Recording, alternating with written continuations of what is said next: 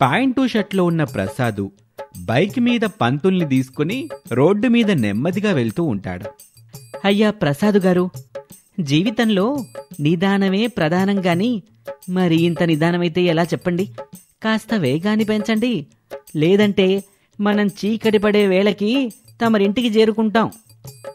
పంతులుగారు, మీరెంతలా గొంతు జించుకొని అరిచినా గోల చేసినా నేనింతకంటే వేగంగా వెళ్ళలేనండి. అయితే నన్ను నోరు మూసుకొని కూర్చోమంటున్నారు, అంతేనా? తమరికి ఎలా అనుకూలంగా ఉంటే అలాగే చెయ్యండి పంతులుగారు. వేదమంత్రాలు తెలిసిన మిమ్మల్ని నేను నోరు మూసుకొని కూర్చోండని చెప్పలేను కదా. అనలేను అని అంటూనే అంటున్నారు, చెప్పలేనని అంటూనే చెప్తున్నారు. ఇక మీ ఇష్టమండి ప్రసాద్ గారు. అవతల శారదమ్మ గారు ఎందుకు ఆలస్యమైంది పంతులు గారు అని నన్నడిగితే తమరి పేరే చెప్తాను. ఆ తర్వాత ఇక మీ ఇష్టం. చెప్తే చెప్పండి పంతులుగారు. శారద ఎలాగూ మీకు తగిన దక్షిణ నన్నే ఇవ్వమని చెప్తుంది, ఆ విషయం మాత్రం మర్చిపోకండి అని చెప్పగానే పంతులుగారు గొంతు కొంచెం తగ్గించి బ్రతిమిలాడుతూ, అయ్యా, తమరెప్పుడు తీసుకెళ్తే అప్పుడే తమరింటికి వెళ్దాం. మహాప్రభు, ఏదో బాగా తెలిసినవారు గదా అని అతి చనువు తీసుకుని అలా అన్నాను మహాశయ. ఈ వంకతో తమరు నా పొట్ట మీద కొట్టకండి అని అన్నాడు. ఇక ప్రసాద్ నవ్వుకుంటూ బైక్ని ముందుకు పోనిస్తూ ఉంటాడు. ఇక రిచ్ ఇంట్లో ఖరీదైన సోఫాలో శారద తన ఇద్దరు కొడుకులు రమేషు, శేఖర్ అసహనంగా కూర్చుని ఉన్నారు. మమ్మీ, ఇంకెంతసేపు ఇలా సోఫాలో కూర్చోవాలి? పంతులు గారి దగ్గరికి నేను కానీ తమ్ముడు కానీ వెళ్తామని చెప్తే వినకుండా నువ్వు డాడీని పంపించావు. ఇప్పుడు డాడీ ఎక్కడున్నాడో ఏమో. బ్రో, నాకు తెలిసి మన డాడీ ఇప్పుడిప్పుడే పంతులు వాళ్ళ ఇంటికి వెళ్ళుంటారు. అక్కడ పంతులు గారి అభిమానంతో ఇచ్చే పాయసం తిని ఆ తర్వాత కాసేపు మాట్లాడుకొని అప్పుడు పంతులు గారిని తీసుకొని రావాలి. అప్పుడు ఈవినింగ్ అవుతుంది, మనం ఆఫీసులకి వెళ్లాల్సిన పని లేదు. చాలేంట్రా, మీరు మీ నాన్నగారి నిదానం గురించి కామెంట్ చేస్తున్నారని నాకు అర్థమైంది, కానీ నిదానమే ప్రధానం.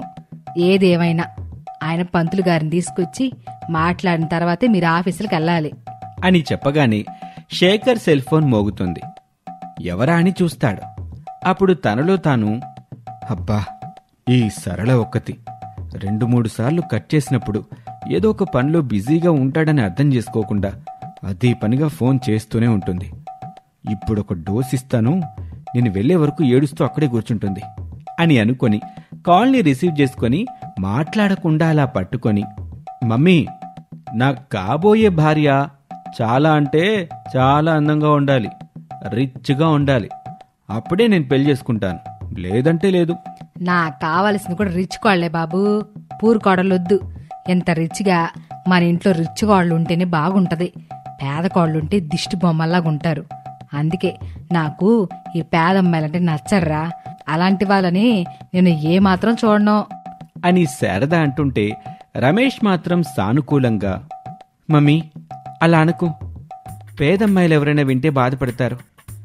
ఎవరికి ఎవరన్నది మీరు తమ్ముడు అనుకుంటే సరిపోతుందా?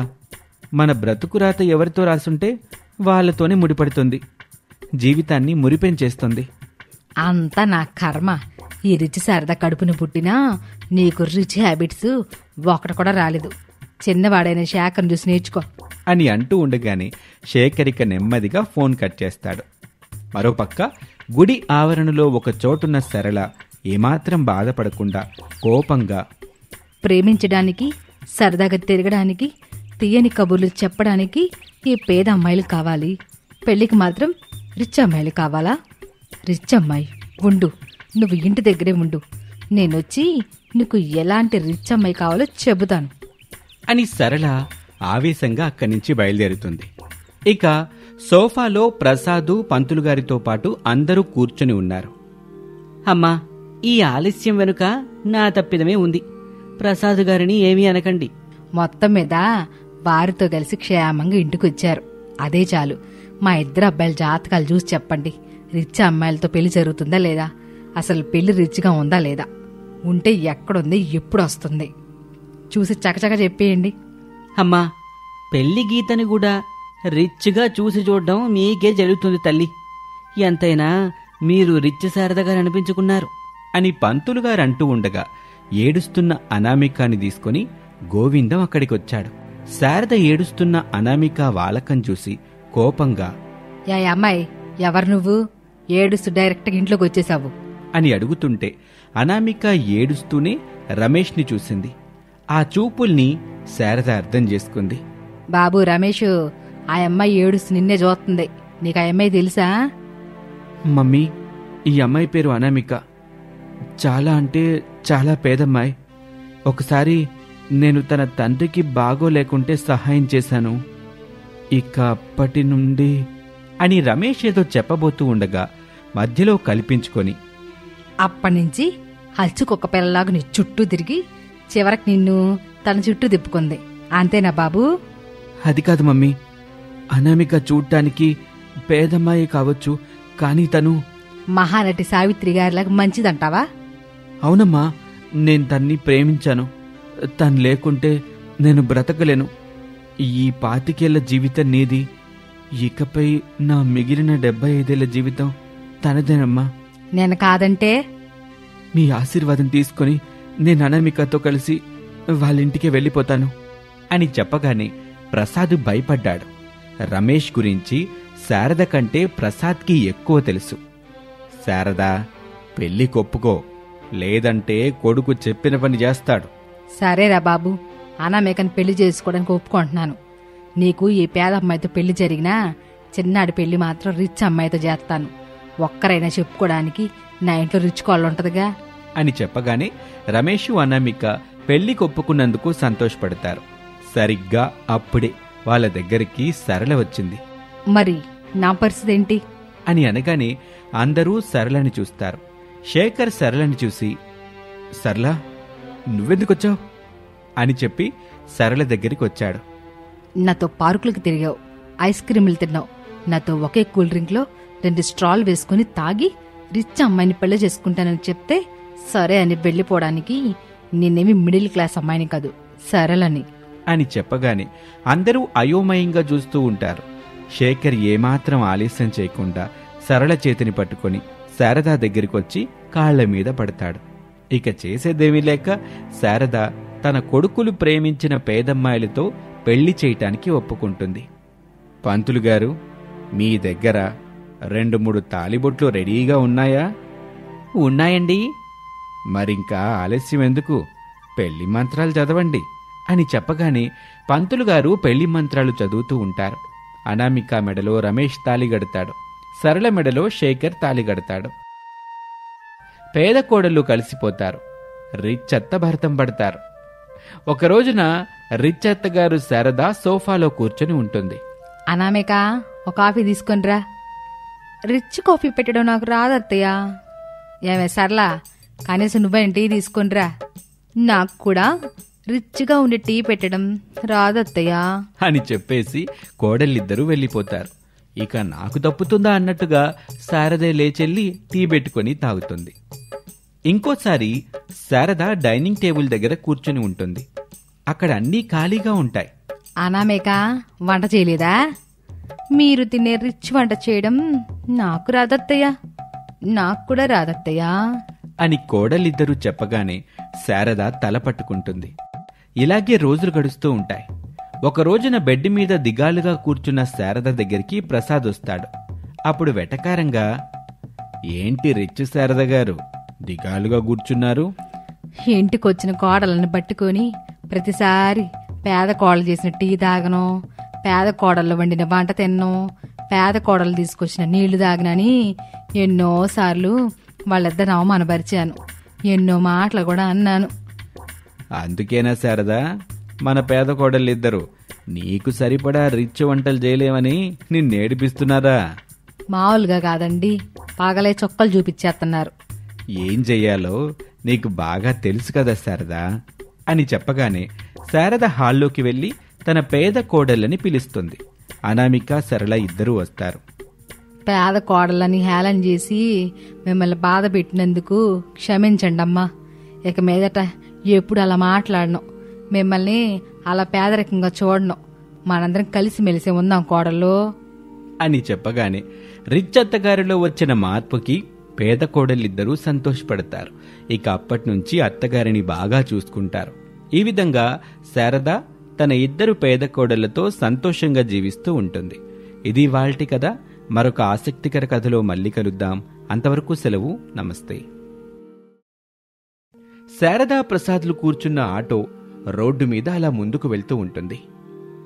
అక్క దగ్గరికి కాలి చేతులు తెలితే ఏం బాగుంటుంది చెప్పండి. ఎక్కడైనా పళ్ళు కనిపిస్తే తీసుకుందాంలే శారదా. పాపం మా అక్కకు వచ్చిన కష్టము ఎవరికి రాకూడదండి. నిజమే శారదా, మనం ఊర్లో లేని సమయం చూసి ఆ రాకేష్ ఇట్లాంటి పని చేస్తాడనుకోలేదు. అవునండి, ఆడు తన తల్లిని ఎంత బాగా చూసుకునేవాడు. అలాంటి వాడు ఇలా చేశాడంటే ఇంక నాకు నమ్మకం రావడం లేదు. మనిషిలో మార్పు సహజం శారదా, పరిస్థితులను బట్టి మారుతూ ఉంటారు. మా అక్కతో మాట్లాడితే గాని అసలు ఏం జరిగిందో మనకు తెలీదు. అవును శారదా అని ప్రసాద్ చెప్తూ ఉండగా ఆటో ఒక ఆపిల్ పళ్ళ బండి దగ్గర ఆగుతుంది. ప్రసాద్ కొన్ని పళ్ళు తీసుకుంటాడు. పెద్దయ్యా, ఆపిల్ పళ్ళు ఎట్టా ఇస్తున్నావు? 100కి 3 ఇస్తున్నాను బాబు. సరే పెద్దయ్యా, ఓ 200 రూపాయలకి ఇవ్వు అని చెప్పి డబ్బులు ఇస్తాడు ప్రసాద్. ఇక ఆ పళ్ళమ్ముతున్న పెద్దయ్య ఆ డబ్బులు తీసుకుని కవర్లో ఆపిల్ పళ్ళు వేసి ఇస్తాడు. ఆటో అక్కడి నుంచి బయలుదేరుతుంది. అది అనామిక పుట్టిల్లు. సుజాత లంచ్ డబ్బా తీసుకుని బయట నిలబడి ఉన్న భర్త ఈశ్వరయ్య దగ్గరికొచ్చింది. కొత్త అల్లుడికి ఇలా డబ్బాలో అన్నం కూర తీసుకోవడం బాగుండదు. కూతురు అల్లుడు కలిసి సరదాగా గడపడానికి సెలయర్ దగ్గరికి వెళ్ళారు. తిరిగి భోజనానికి ఇంటికి వెళ్ళమని చెప్పి వాళ్ళ సరదాని మనం ఎందుకు భంగం చేయడం సుజాత? ఈ లంచ్ డబ్బా తీసుకెళ్ళి ఆ సెలయర్ దగ్గర పెట్టేస్తాను. వాళ్ళు దీని సాయంత్రం వరకు అక్కడే సరదాగా గడుపుతారు. మీ ఇష్టం. నేను చెప్తే ఏనాడు తమరు నా మాట విన్నారు? నీ మాట విన్నాను కాబట్టే అనామికతో సరిపెట్టాను. చాలండి సంబరం. బాక్స్ తీసుకెళ్ళండి అని చెప్పగానే ఈశ్వరయ్య లంచ్ డబ్బా తీసుకుని ఇంటి నుంచి వెళ్ళిపోతాడు. మరోపక్క అనాథాశ్రమంలో ఒక చెట్టు దగ్గర సావిత్రి, శారద, ప్రసాద్ ముగ్గురు కూర్చుని ఉంటారు. ఏమైందక్క, రాకేష్ ఎందుకు ఇలా చేశాడు అని శారద అడగగానే సావిత్రి బాధగా కన్నీళ్లు పెడుతూ, కొడుకు చేయలేదు శారద. కొడుకు చేత కొత్తగా వచ్చిన కోడలు చేయించింది. అంటే ఇదంతా కొత్త కోళ్ల పనే? అవును చెల్లి, ఈ కొత్త ఏడాదిలో వచ్చిన కొత్త కోడలు చేసిన పని. అది ఏం చెప్తే వీడు అలా చేస్తున్నాడు. నన్ను ఇక్కడ వదిలిపెట్టడానికి వచ్చినప్పుడు వాడు ఏం చెప్పాడో తెలుసా శారదా? అని బాధగా కన్నీళ్లు పెట్టుకుంటుంది సావిత్రి. అది చూడగానే శారదా ప్రసాదులకి జాలేస్తుంది. రాకేష్ ఇక్కడికి తీసుకొచ్చి నేనొక అనాథనని రోడ్డు మీద బాధపడుతుంటే ఇలా తీసుకొచ్చానని చెప్పి ఈ ఆశ్రమంలో చేర్పించాడు. కొంత డబ్బిచ్చి ఇక్కడి నుంచి వెళ్ళిపోయాడు అని సావిత్రి బోరున ఏడుస్తుంది. బాధపడమాకక్క, చెల్లి నేనున్నాను కదా. కొడుకు నన్ను ఇక్కడ వదిలిపెట్టినందుకు బాధగా లేదు శారద. వాడు నేనొక అనాథనని చెప్పాడు. ఇక్కడ చేర్పించడం అనేది నాకు చాలా బాధేసింది చెల్లి. కొత్త కోడలు ఇలా అడుగు పెట్టగానే అలా నా జీవితం ఈ అనాథాశ్రమానికి చేరింది అని సావిత్రి చెప్పగానే శారద గుండెలో కంగారు మొదలవుతుంది. తనలో తను ఇలా అనుకుంటుంది. నేను కూడా ఈ కొత్త సంవత్సరంలోనే కొడుకు పెళ్లి చేశాను. అయితే కొత్త కోళ్ళ అనామిక కూడా మమ్మల్ని ఇలాగే చేస్తుందేమో అని అనుకుంటూ ఆలోచన చేస్తూ ఉంటుంది. అవును చెల్లి, రమేష్కి కూడా ఈ కొత్త సంవత్సరంలోనే పెళ్లి చేసావు కదా. కొత్త కోడలతో కాస్త జాగ్రత్త. సరేనక్క, నువ్వు జాగ్రత్త. ఏదైనా అవసరం ఉంటే ఫోన్ చేయి. సరే చెల్లి, ఇక వెళ్ళండి. నాతో ఉంటే మీకు కూడా బాధ కలుగుతుంది. వెళ్ళండి అని చెప్పగానే శారదా ప్రసాద్ అక్కడి నుంచి బయలుదేరతారు. కొత్తగా పెళ్లి చేసుకున్న అనామిక, రమేష్లు సెలయేటి ఒడ్డున కూర్చొని ప్రేమగా కబుర్లు చెప్పుకుంటూ సరదాగా నవ్వుకుంటూ ఉంటారు. వాళ్ళ దగ్గరికి ఈశ్వరయ్య లంచ్ డబ్బా పట్టుకుని వచ్చాడు. అమ్మా అనామిక, ఇద్దరికి లంచ్ డబ్బా తీసుకొచ్చాను, ఇక్కడే తినండి. నేనట్ట పొలం దగ్గర దాకా వెళ్ళొస్తాను. తినేసి చీకటి పడే రూపు ఇంటికి వెళ్ళండి. సరే నాన్న అని చెప్పగానే ఈశ్వరయ్య అక్కడి నుంచి వెళ్ళిపోతాడు. గుడి ఆవరణలో దిగులుగా కూర్చున్న శారదా దగ్గరికి ప్రసాదం తీసుకుని తన భర్త ప్రసాద్ వస్తాడు. శారదా, ఈ ప్రసాదం తీసుకో, నేను కూడా కూర్చుంటాను అని చెప్పి ప్రసాదం ఇస్తాడు ప్రసాద్. శారదా ప్రసాదాన్ని పట్టుకుంటుంది. ప్రసాదు శారద పక్కనే కూర్చుంటాడు. ప్రసాదం తింటూ దిగులుగా ఉన్న శారద వైపు చూసి, ఇంకా నువ్వు ఈ కొత్త సంవత్సరంలో మన ఇంటికొచ్చిన కొత్త కోడల గురించి ఆలోచిస్తున్నావా శారదా? అవునండి, ఎంత మర్చిపోవాలనుకుంటున్నా గాని నాకు పదే పదే సావిత్రక్క చెప్పిన మాటలే గుర్తుకొస్తున్నాయి. తన కొడుకే తీసుకొచ్చి తన ఒక అనాథని రోడ్డు మీద బాధపడుతుంటే ఇలా తీసుకొచ్చానని చెప్పి ఆశ్రమంలో చేర్పించి డబ్బిచ్చి అక్కడి నుంచి వెళ్ళిపోయాడంట. మన కొడుకట్టా గాదులే శారదా, నువ్వు భయపడ, మాకు బాధపడకో. ఏమోనండి, మీరున్నంత నమ్మకంగా ధైర్యంగా నేనుండలేకపోతున్నాను. శారదా, నువ్వంతలా బాధపడమాకు, భయపడబాకు. ఈ కొత్త సంవత్సరంలో మన ఇంటికి కొత్తగా వస్తున్న కోడలు అనామిక మనల్ని బాగా చూసుకుంటుందని నాకు అపారమైన నమ్మకం ఉంది. కోడల మీద అంత అపారమైన నమ్మకం మీకెందుకు కలిగిందో? తల్లి తండ్రుల్ని ప్రేమిస్తున్న ప్రతి ఆడపిల్ల అత్తమామల్ని ప్రేమిస్తుంది, గౌరవిస్తుంది. పెళ్లి చూపులకి వెళ్ళినప్పుడు అనామిక ప్రవర్తనని నువ్వు గమనించలేదా శారదా? వాళ్ళు జన్మనిచ్చిన తల్లిదండ్రులండి. ఇక చాలే శారదా, ఇంటికెళ్దాం పద, కొత్త కోళ్ళు వచ్చాక నీకే అర్థమవుతుందిలే అని చెప్పి శారదని తీసుకుని అక్కడి నుంచి ప్రసాద్ వెళ్ళిపోతాడు. అనామిక, రమేషు బైక్ మీద కూర్చున్నారు. సుజాత కన్నీళ్లు పెట్టుకుంటుంది. ఈశ్వరయ్య మాత్రం నవ్వుతూ సంతోషంగా, చూడు తల్లి, అప్పుడు చెప్పాను, ఇప్పుడు చెప్తున్నాను. అత్తమామలంటే దేవుడిచ్చిన తల్లిదండ్రులు, ఓ విధంగా దేవుడి బిడ్డలు. వాళ్ళని ఎంత ప్రేమగా చూసుకుంటే అంతగా నువ్వు ఆ దేవుణ్ణి పూజించినట్టే. అంతగా నీకు పుణ్యం వచ్చిద్ది, మర్చిపోకమ్మ తల్లి. అలాగే నాన్నా అని చెప్పి అక్కడి నుంచి బైక్ మీద బయలుదేరుతారు. కొత్త కోడలు అనామిక హాల్లోకి వచ్చిన శారదా ప్రసాదుల దగ్గరికి అక్షింతల ప్లేట్ తీసుకుని వస్తుంది. అత్తయ్య, మావయ్య, నన్ను ఆశీర్వదించండి అని చెప్పి వాళ్ళ కాళ్ళకి దండం పెడుతుంది. ప్రసాదు సంతోషపడతాడు, అక్షింతలు తీసుకుంటాడు. శారద అయోమయంగా చూస్తూ ఉంటుంది. కొత్త కోడల్ని దీవించు శారదా అని చెప్పగానే శారద అక్షింతలు తీసుకుంటుంది. ఇద్దరూ అనామిక నెత్తి మీద అక్షింతలు వేస్తారు. పిల్ల పాపలతో సంతోషంగా ఉండుకోళ్ళా. మా ఆశీస్సులు ఎప్పుడూ నీకుంటాయమ్మా అని చెప్పగానే అనామిక కాళ్ళ మీద నుంచి లేచి సంతోషపడుతూ, అత్తయ్య, మావయ్య, మీరు ఏం టిఫిన్ తింటారో చెప్తే చేసి తీసుకొస్తాను. నాకు ఇడ్లీ చేయకోళ్ళా. నాకు కూడా అదే చెయ్యమ్మా. అందరికీ ఇడ్లీ చేస్తాను, మీరలా కూర్చోండి అని చెప్పి అక్కడి నుంచి వెళ్ళిపోతుంది అనామిక. శారదా ప్రసాదులు సోఫాలో కూర్చుంటారు. రమేష్ ఆఫీస్కి రెడీ అయి హాల్లోకి వస్తాడు. కొంత సమయం తర్వాత అందరూ కలిసి డైనింగ్ టేబుల్ దగ్గర ఇడ్లీలు తింటూ ఉంటారు. మమ్మీ, డాడీ, నేను ఆఫీస్కి వెళ్తున్నాను. అనామిక మిమ్మల్ని జాగ్రత్తగా చూసుకుంటుందిలేండి. మీరు జాగ్రత్తగా ఆఫీస్కి వెళ్ళరండి, నేను అత్త మమ్మల్ని బాగా చూసుకుంటాను అని చెప్పగానే రమేష్ సంతోషపడి అక్కడి నుంచి వెళ్ళిపోతాడు. ఇలాగే రోజులు గడుస్తూ ఉంటాయి. కొత్త సంవత్సరంలో వచ్చిన కొత్త కోడలు అనామిక శారదా ప్రసాద్లను ఎలాంటి పనులు చేయనివ్వదు. ఇంటి పని, వంట పనితో పాటు పూల మొక్కలకి నీళ్లు పట్టటం, మార్కెట్ నుంచి కూరగాయలు తీసుకురావటం, ఇలాంటి అన్ని పనులు చేస్తూ అత్తామావని బాగా చూసుకుంటుంది. ఓ రోజున శారదకి బాగా జ్వరం వస్తుంది. అనామిక హాస్పిటల్కి తీసుకుని వెళ్తుంది. అక్కడ డాక్టర్స్ అన్ని రకాల టెస్టులు చేస్తారు. చూడమ్మా, మీ అత్తయ్యకి వైరల్ ఫీవర్, వాంతులు విరోచనాలు బాగా అవుతూ ఉంటాయి, జాగ్రత్తగా చూసుకోండి అని డాక్టర్ చెబుతుంటే మాట మధ్యలోనే అనామిక కల్పించుకొని, డాక్టర్ గారు, తను నా అత్తే కాదండి, మా అమ్మ. ఒక విధంగా చెప్పాలంటే నా కూతురు. తనని కంటికి రెప్పలా కాపాడుకుంటాను అని చెప్పగానే డాక్టర్ అక్కడి నుంచి వెళ్ళిపోతాడు. అనామిక శారద దగ్గర ఉంటుంది. రాత్రి పగలు అనే తేడా లేకుండా శారద వాంతులు చేసుకుంటే శుభ్రం చేస్తుంది, వాష్రూమ్కి తీసుకెళ్తుంది, ఎంతో ఓపికతో సేవ చేస్తుంది. శారదను కొన్ని రోజుల్లోనే తిరిగి మామూలు మనిషిని చేస్తుంది, ఇంటికి తీసుకొస్తుంది. కొత్త సంవత్సరంలో వచ్చిన కొత్త కోడలు చేసిన సేవకి, కోళ్ళ, నీ గురించి నేను తప్పుగా ఆలోచన చేశాను. మా కొడుకుని మాకు కాకుండా చేస్తావని అపోహపడ్డాను. అందుకు నన్ను మన్నించు. అలా మాట్లాడకండి అత్తయ్య.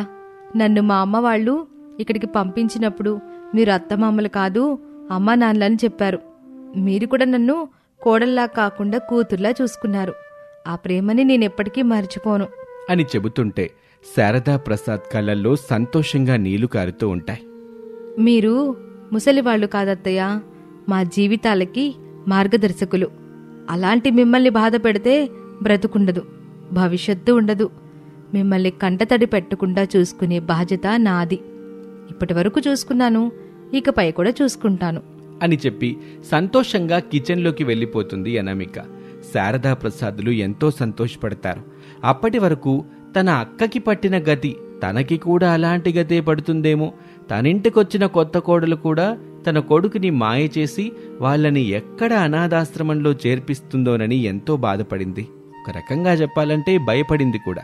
కానీ ఆ ఇంటికొచ్చిన కొత్త కోడలు అనామిక ఎంతో అణకువ కలది. తల్లిదండ్రులు చెప్పినట్టుగా అత్తమామల్ని సొంత అమ్మా నాన్నలా చూసుకుంటూ సంతోషంగా జీవితాన్ని గడిపేస్తూ ఉంటుంది. ఇది ఇవాల్టి కథ. మరొక ఆసక్తికర కథలో మళ్ళీ కలుద్దాం. నమస్తే.